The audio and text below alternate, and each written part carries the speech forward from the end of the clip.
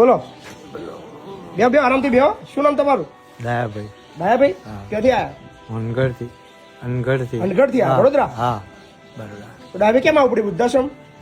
સાહેબ પણ છોકરા હતા, 2 મરી ગયા. 2 છોકરા હતા?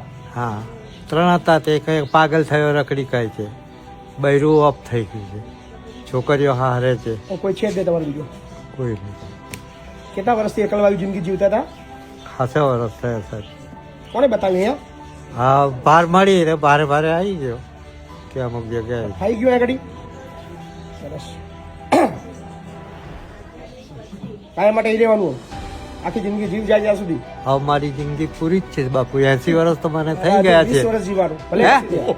ઓ બાબા ભલે 80 થયા. તો વાંધો નહીં. મને અહીં તો આનંદ છે.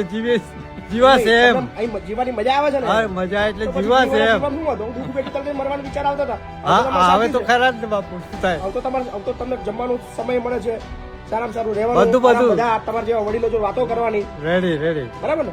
મોજ કરો. 20 વર્ષ બીજા જીવો છો, 100 વર્ષ પૂરા કરો. બરાબર ને? હા ભાઈ ને? હા સરસ.